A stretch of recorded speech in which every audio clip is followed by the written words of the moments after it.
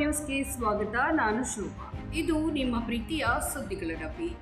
ಇಂಡೋನೇಷ್ಯಾದಿಂದ ಕಾಂಬೋಡಿಯಾದವರೆಗೆ ವಿದೇಶದಲ್ಲಿರುವ ಪುರಾತನ ಹಿಂದೂ ದೇವಾಲಯಗಳಿಗೆ ಮರುಜೀವ ನೀಡ್ತಿರೋದ್ಯಾಕೆ ಭಾರತ?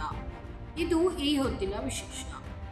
ಭಾರತವು ಕೇವಲ ತನ್ನ ದೇಶದ ಪುರಾತನ ದೇವಾಲಯಗಳ ಸಂರಕ್ಷಣೆಯಷ್ಟೇ ಅಲ್ಲ, ಏಷ್ಯಾದ ವಿವಿಧ ರಾಷ್ಟ್ರಗಳಲ್ಲಿರುವ ಸಾವಿರಾರು ವರ್ಷಗಳ ಹಿಂದೂ ಸಾಂಸ್ಕೃತಿಕ ಪರಂಪರೆಯನ್ನು ಉಳಿಸುವ ಕಾರ್ಯದಲ್ಲೂ ಪ್ರಮುಖ ಪಾತ್ರ ವಹಿಸ್ತಾ ಇದೆ.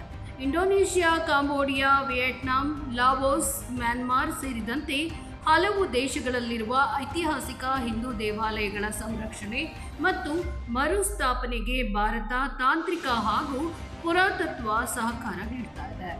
ಇತ್ತೀಚೆಗೆ ಭಾರತ ಮತ್ತು ಇಂಡೋನೇಷ್ಯಾ ನಡುವೆ ಪ್ರಂಬನನ್ ಶಿವ ದೇವಾಲಯದ ಸಂರಕ್ಷಣೆಗೆ ಒಪ್ಪಂದವಾಗಿರುವುದು ಈ ನಿಟ್ಟಿನಲ್ಲಿ ಮತ್ತೊಂದು ಮಹತ್ವದ ಹೆಜ್ಜೆಯಾಗಿದೆ. ಸುಮಾರು 1000 ವರ್ಷಗಳ ಇತಿಹಾಸ ಹೊಂದಿರುವ ಈ ದೇವಾಲಯವು ಭಾರತೀಯ ಸಂಸ್ಕೃತಿಯ ಪ್ರಭಾವಕ್ಕೆ ಜೀವಂತ ಸಾಕ್ಷಿಯಾಗಿದೆ.